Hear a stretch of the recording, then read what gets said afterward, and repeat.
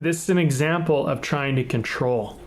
Mm-hmm. Because like, oh, I want to look a certain way, I want to appear a certain way, and this is like, that you mentioned the ego death. The ego death is letting go of the control, because like really, like the moment you're gonna start acting well, the moment you stop trying to control it. And that's a really weird fucking thing to say, because it's like, well, but if I don't control it, then like how do I know it's going to be any good? And it's like, well, that's the weird thing about it. It's what makes it good is the fact that you're out of control, consciously, mindfully choosing to be out of control. Like that's what makes you in control in a way, because you're controlling for being out of control.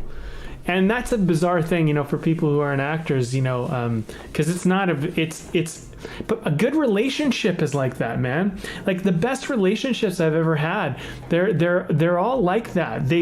You kind of have this. It's why it's so exciting and so passionate, because it's kind of out of control, and it's like, and you're like, oh man, like.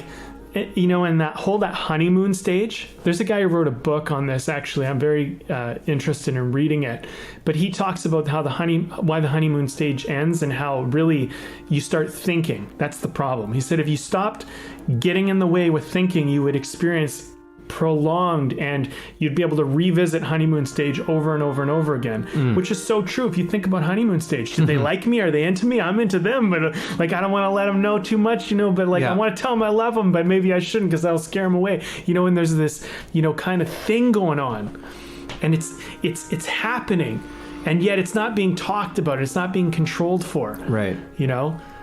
So I mean to take away from what you're saying, but it's interesting because I feel like we're just trying to, so much of these conversations is we're just trying to navigate and straddle that. We're trying to just be like, how do you talk about the thing that you don't control?